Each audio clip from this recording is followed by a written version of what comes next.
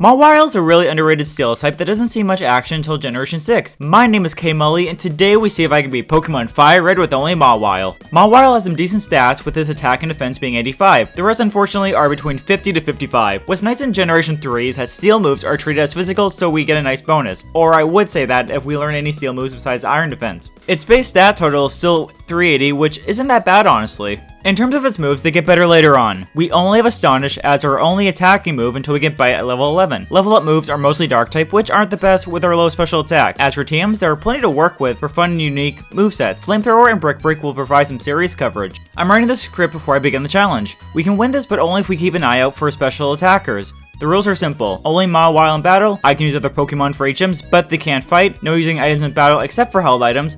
And no glitches or exploits. Using the universal Pokemon randomizer, I replaced Bulbasaur with Mawile so that our rival will have Charmander. This will make the challenge even tougher. I nicknamed it Duffer since it reminds me of Stranger Things. First rival fight and we win. Can we just admire how cool looking that back sprite is?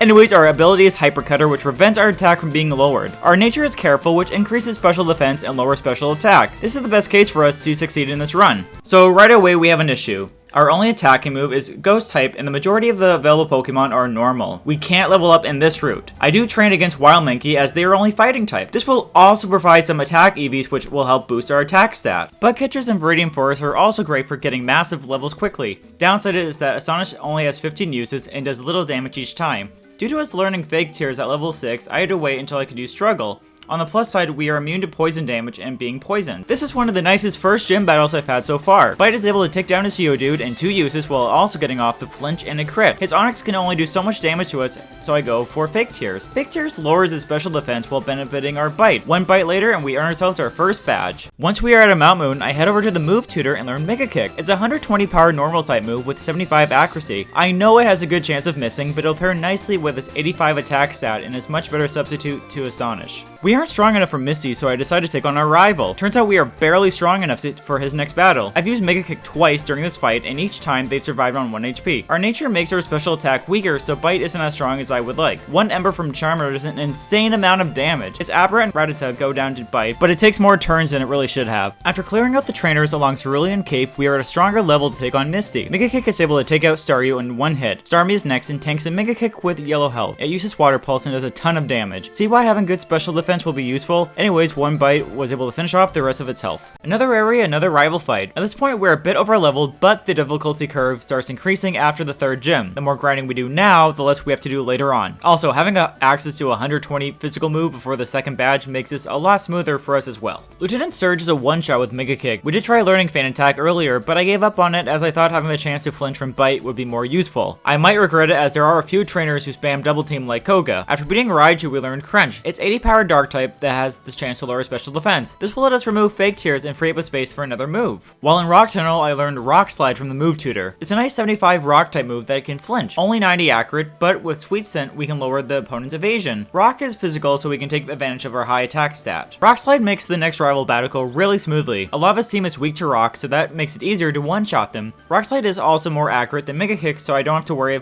as it doesn't miss as much. Gyarados can't lower our attack with his ability, so that means it's another one-shot as well. While in Celadon City, we check out the Garden Center at the department store. Erica leads with Victory Bell and it gets its special defense drop with Crunch. It survives and paralyzes us with Sunsborn. I meant to use Mega Kick as that would have most likely one-shot it. Regardless, we land a crit Crunch taking it out. Tangela gets punted across the field with a single Mega Kick. Last is Viral Plume, which goes for Giga Drain. My favorite part of being Steel type is resisting so many other types. Mega Kick barely finishes off, so I use Sweet Scent to improve our chances of contact. After a while, it's in range for me to end things with Crunch. Time to face the mobster himself. 2 Crunches are needed to take out his Onix. We do get a special defense drop, which is kinda nice I suppose. Rhyhorn survives a Crunch, so I use Mega Kick next turn, but I miss. Another Crunch takes it out. Kangaskhan goes for Tail Whips and Bite, while more of our Mega Kick keeps missing. I do notice that Onix and Rhyhorn have really weak moves, especially for this late in the adventure. Eventually, 3 Mega Kicks finish off Kangaskhan. Being a Steel type in a Poison Gym should be easy, right? Gogo's main gimmick is to spam Minimize to increase his team's evasiveness, all at the same time spamming Smokescreen, lowering our accuracy. This is where having Feint Attack would have been nice. Coffin isn't too bad. Survives a Rock Slide, lowers our accuracy, then falls to a Crunch. Muck is why this fight was awful. Our first Rock Slide was a crit and almost took it out first try. It will use Acid Armor to raise the defense, making Rock Slide and Mega Kick barely make contact and do any damage. At the same time, it uses Minimize to raise its evasiveness. I'm speeding this clip up to begin with, but I had to speed it up during recording, otherwise it would have taken 10 minutes to land a move. We struggled our way to victory since we went through each of our power points. His wheezing is last and can only use tackle since we're immune to poison. Through some luck, we eventually win. Our rival isn't that much stronger than before, and his team still shares a weakness to rock and dark type. Everything gets destroyed to either rock slide or crunch. Only thing worth mentioning is Alakazam. It needed 2 crunches to take it down. Yeah, I know, super fascinating.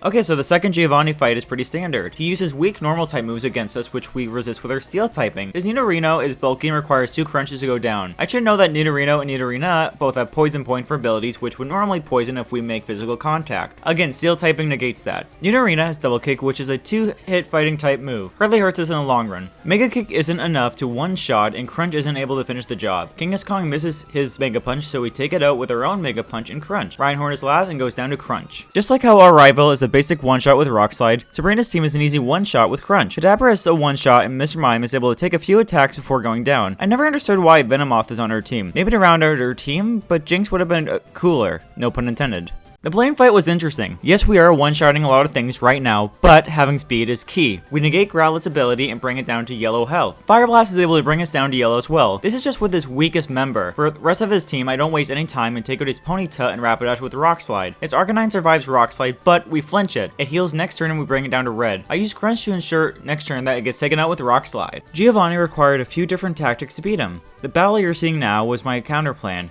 I had Mawile learn counter from a move tutor.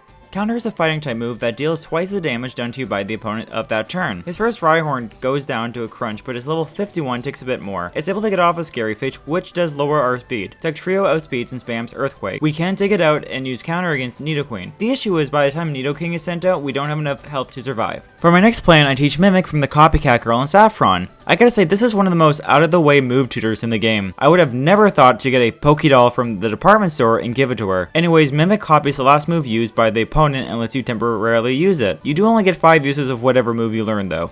After learning Mimic, I take on Giovanni again. First Rhyhorn goes to Crunch and his next one drops her speed. Dugtrio gets off its first Earthquake, which we steal. Earthquake is physical, so that greatly benefits our attack stat. I do waste some time using Crunch as I want Giovanni to use up all of his Hyper Potions while saving our Earthquakes. Earthquake is able to take out Nidoqueen and leaves us with 81 HP for Nidoking. Nidoking outspeeds and leaves us with 17 HP. We attack taken out with a single Earthquake. Last rival fight before the Elite Four. His team is basically what he'll be using as champion. His entire team is an easy sweep with Rock Slide and Crunch. Rhyhorn and Alakazam survive a hit each, but get taken out with the following turns. Gyarados tries lowering our attack with its ability, but once again we negate it with our own ability. This is what our stats are looking like right now. Pretty good numbers. I replaced Mega Kick for Double Edge as it has 100% accuracy and more power points, plus we can heal off the recoil damage with leftovers.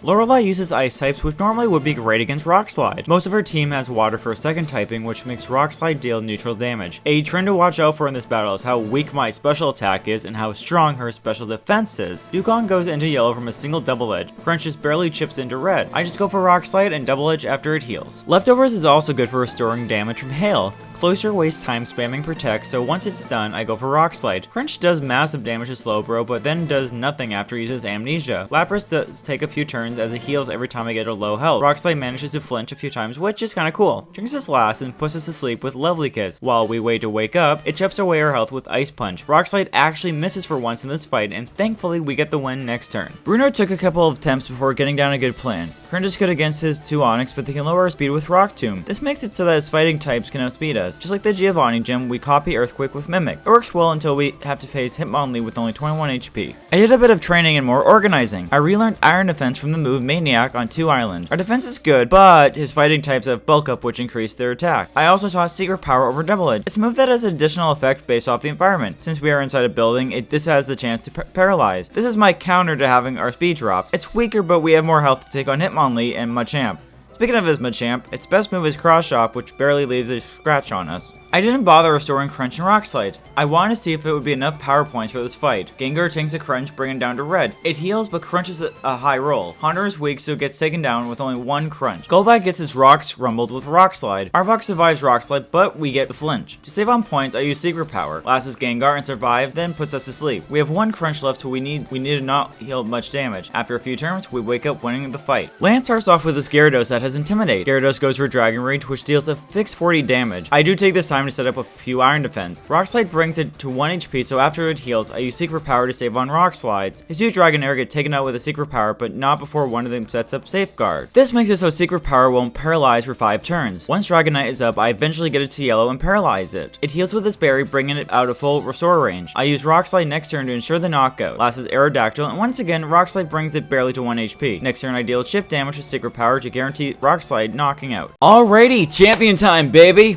Pidgeot is up first and tanks a Rock Slide with red health. Feather Dance can't lower our attack due to our ability. After it heals, I get off the paralysis. He withdraws Pidgeot for Rhydon. Rhydon suffers a similar fate as it falls to a Mighty Crunch. Feeling pretty desperate, Charizard is sent out. We miss our Rock Slide, but he misses his Fire Blast. Our next Rock Slide makes contact and one-shots it. Pidgeot is back for more, but crumbles under the pressure. Gyarados uses Hydro Punch, which does a decent 60 damage on us. Before Alakazam faints, it foresees an attack in the future. Last is Executor and puts us to sleep. All we have to do is now wake up and we win. And with that, we become the champion only using Mawile. This was a really fun challenge to do, and definitely one I've been wanting to try out for a while now. It's nice trying out move tutor moves like Counter and Mimic. I actually skip over those in favor of level up moves. If you enjoyed the video, leave a like on the video and subscribe. Follow me on all my social medias listed down below to stay up to date with uploads. With that, thank you so much for watching, and I'll see you back next time.